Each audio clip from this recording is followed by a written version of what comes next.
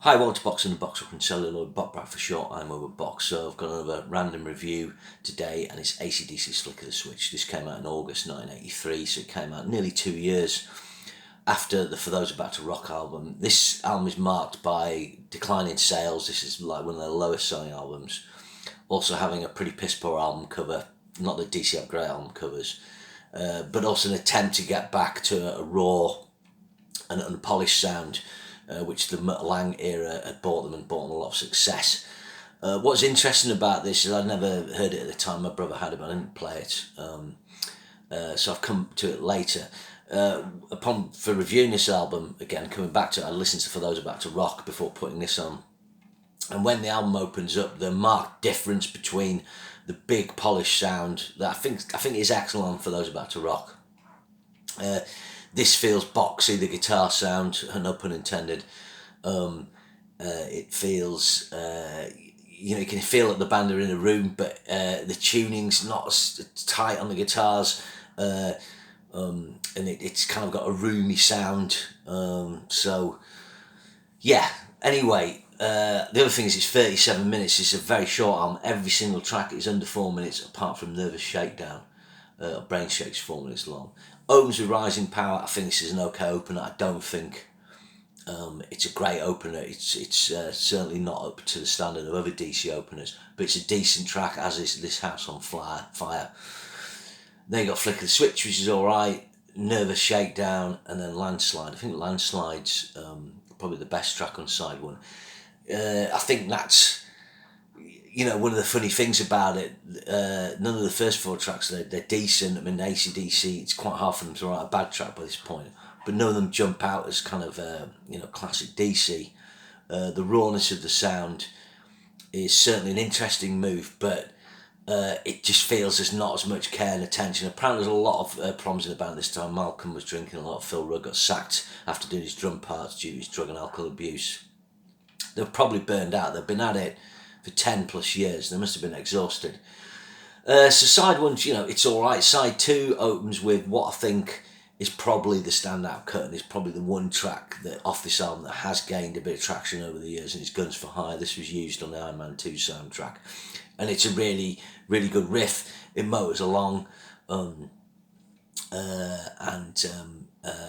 yeah, it's just really catchy. It's got that class vibe. This is the one track where you could stick it on Back in Black, or For Those About to Rock.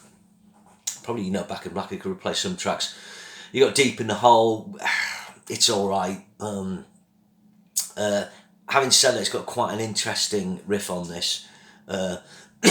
Pardon me.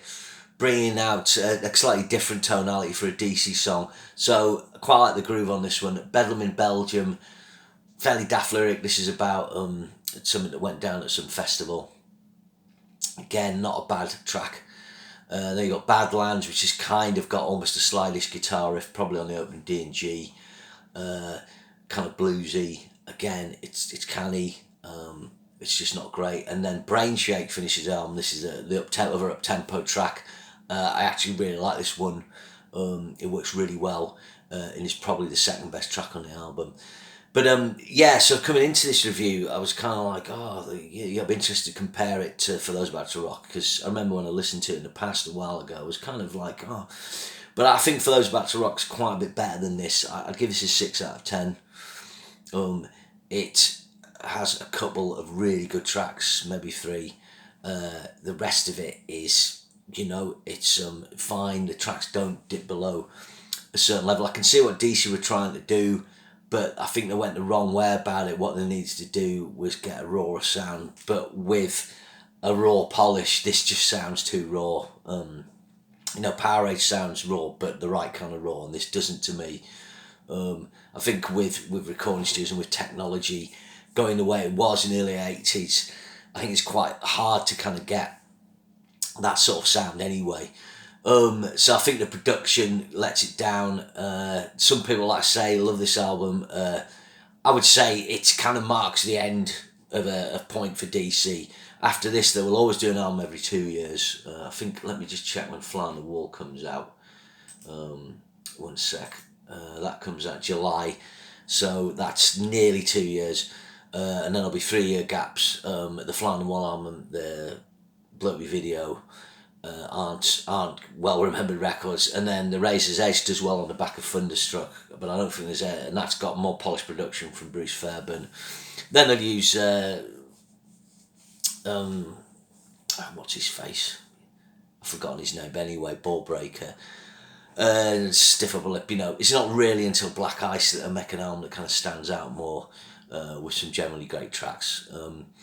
But yeah, if you've flick the switch, it is worth hearing. It's probably worth having a copy. It's got its fans. I prefer For Those About Rock, but neither of those albums are classic. I think that was really my thoughts when doing a review for Those About Rock and this album in this series.